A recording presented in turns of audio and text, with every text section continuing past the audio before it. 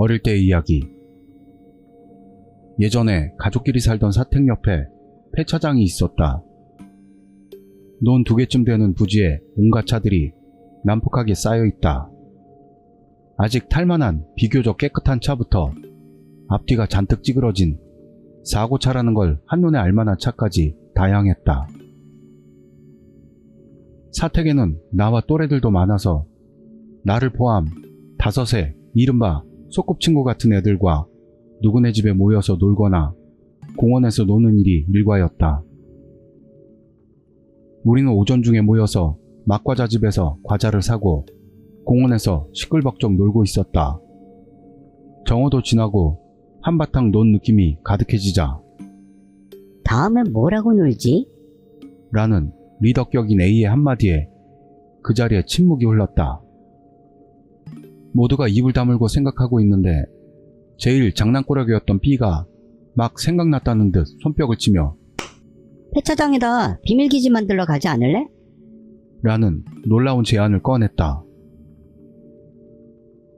당연한 일이지만 폐차장 쪽은 위험하니까 절대로 들어가면 안 된다고 어느 집안이라도 입에 침이 마르도록 들었는데, 하지만 하지 말라고 하면 할수록 도전하고 싶어지는 나이.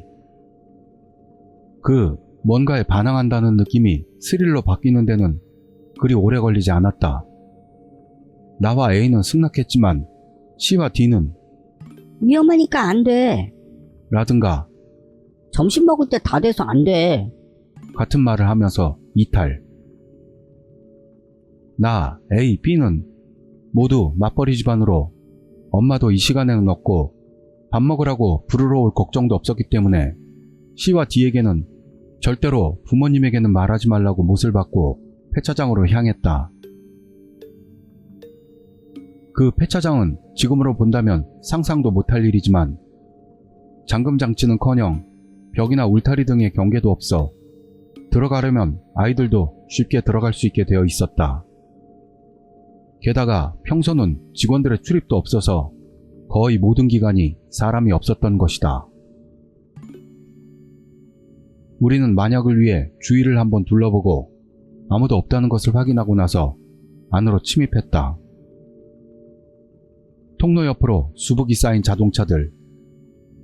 멀리서 봤을 때는 별거 아니라고 생각했었는데 막상 가까이 가보니 압박감이 엄청났다. 기름 냄새와 고무 탄내가 가득하고 아스팔트에 내리쬐어 반사되는 열기로 아찔했다. 그러던 중 차를 좋아하던 B가 갑자기 큰 소리를 질렀다. 엄청나.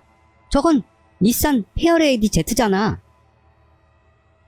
B가 가리킨 방향을 보니 아무렇게나 쌓인 차들 맨 위에 앞이 움푹 패여 있긴 하지만 분명히 페어레이디 Z의 특징을 가진 차가 존재했다. 우리는 단단하게 겹쳐진 차를 골라 기어 올라간 후 그 페어레이디 Z를 목표로 했다. 그럭저럭 도착하니 B가 차 안으로 들어가더니 대박이야. 하며 흥분한 모습으로 탐색을 시작했다. 나와 A도 그 근처의 차 안에 들어가거나 기어오르면서 크게 즐거워했다. 한동안 그 안에서 과자를 입안 가득 넣으며 먹고 있었는데 A가 문득 말을 멈추더니 눈을 가늘게 떴다고 느꼈을 때 위험해. 사람이야. 숨어. 라고 작은 소리로 우리에게 알렸다. 몸을 숙이고 나서 어디? 라고 A에게 묻자 저기에 하며 A는 이상하다는 듯 고개를 뻗어 주위를 두리번거리고 둘러봤다. 이상하네. 아까는 있었는데. 라고 중얼거린다. A는 평소에도 장난이 심했기 때문에 나도 B도 어차피 놀라게 하려고 거짓말을 했겠지 하며 전혀 개의치 않았다. 그래도 A는 정말이라니까. 차 그림자에서 여길 보고 있었어. 라고 엄청나게 진지한 얼굴로 울고 늘어졌는데 그 뒤로는 그 폐차장에 손을 대 비밀기지에 셋이서 모이는 게 일과가 되었다. A의 거동은 분명히 이상했지만 또 시작하네 하고 웃으면서 흘려넘겼다. 그런 날이 며칠인가 계속되던 어느 날, 언제나처럼 A에게 그곳에 가자고 했더니 A는 이쪽을 한번 쳐다본 뒤 난 이제 안 갈래. 라는 한마디만 했다. 우린 왜 그러냐고 계속 물어도 안 간다고 했잖아. 굳히기가 들어왔다. 질린 B가 됐어. 우리끼리 가자. 하며 내 팔을 끌었기 때문에 이해가 안 되면서도 A를 끌고 가는 걸 포기하고 둘이서 비밀기지로 향했다. 길을 가면서 뭐야, 저 자식. 혹시 엄마 아빠한테 들켰나? 같은 이야기를 하며 언제나처럼 폐차장으로 들어갔다.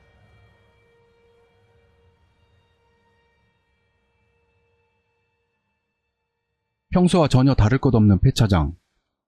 하지만 왠지 그날은 폐차장에 들어서는 순간 기분 나쁜 예감이 들면서 소름이 돋았던 것을 지금도 기억하고 있다.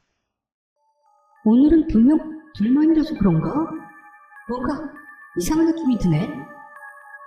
라고 속으로 말한 후 항상 가던 순으로 우선 페어레이디 Z에서 시작해 비밀기지를 목표로. B가 내 앞에서 갔고 대여섯 대의 차를 오른 시점에서 갑자기 움직임을 멈췄다. 늘 발로 밟는 흰색 벤의 조수석 창에다 손을 걸친 B였는데 안을 들여다본 채로 몇 초를 멈추어 있었다. 왜 그래? 내가 말을 거는 것과 동시에 B가 우와! 같은 말도 안 되는 소리를 낸다 싶더니 내 눈앞에 B가 아래로 떨어지고 있었다. 쾅! 하는 둔탁한 소리가 들리고 잠시 틈이 생긴 후에 사태를 이해한 나는 혼란해지면서도 B의 곁으로 서둘러 내려갔다. B는 하며 작게 신음하면서 있었는데 종아리 부근은 뭔가에 찔렸는지 쫙 갈라져 엄청난 양의 피를 흘리고 있었다. 나는 어찌해야 할지를 몰라서 한동안 그 상태의 B를 바라볼 수밖에 없었다. 거기서부터는 B가 죽어! 라고 소리치고 있었던 것 말고는 그다지 기억이 없지만 나중에 어른들에게 들었던 이야기로는 내가 정신이 나가서 큰 소리로 이웃 사람들이나 지나가던 사람들에게 도움을 요청하다가 사택관리실로 뛰어들어왔다고 한다. 그래서 구급차로 옮겨진 B는 왼쪽 쇄골과 왼쪽 팔이 골절되었고 종아리는 찢어져서 며칠간 입원하게 되었다. 남겨진 나와 A는 폐차장에 들어가서 놀았다는 것에 대해 죽을 만큼 혼나고 엄마에게 두들겨 맞고 난리도 아니었다. 그리고 B가 없는 동안 A와 폐차장 이야기를 했는데 왜 갑자기 가지 않겠다고 했는지 진상을 알고 싶었던 나는 A를 물고 늘어졌다. A가 말하길 첫날부터 계속 자동차 그림자에 숨어서 몸을 반쯤 내밀고 우리 쪽을 보는 아저씨가 있었다고 한다. 그것을 우리에게 아무리 말해도 믿어주지 않아서 아저씨가 자기 말고는 아무에게도 보이지 않으니 죽은 사람이라는 것을 알았다고 했다. 그래서 더 이상 가고 싶지 않다고 말했다는 것이었다. 그로부터 며칠 뒤 애처로운 모습으로 돌아온 B는 사고 다음 날부터 가족 여행이 예정되었었는데 모두 취소된 것과 폐차장에 들어갔던 것을 꾸중들어 한껏 위축되어 있었다. 그러나 그것 말고는 건강해 보였다. 퇴원 후 바로는 그날의 기억이 없는 건지 아니면 이야기하고 싶지 않은 건지 모르겠지만 뭐가 있었는지는 아무리 물어봐도 알려주지 않았다. 폐차장은 안전관리를 소홀히 하고 있다며 예전부터 인근 주민들로부터 불만의 목소리가 많았는데 이 사건이 결정타가 되어 펜스와 관리사무실이 설치되고 항상 유인체제를 가지게 되었다. 하지만 우리가 중학교에 올라갈 즈음에는 몇 번의 화재가 일어나서 결국 철거되었다. 그리고 폐 차장이 철거되고 얼마 지나지 않아 B가 그날의 일을 알려줬다. 하얀 밴 운전석에 죽은 여자가 타 있어서 놀라서 손을 놓아버렸다고. 그 여자가 어떠한 상태였는지, 어떻게 죽어 있었는지 결국 그건 알려주지 않았지만 말하고 있는 B의 몸이 조금 떨리고 있었던 것으로 둔감한 나도 쉽게 상상할 수 있었다.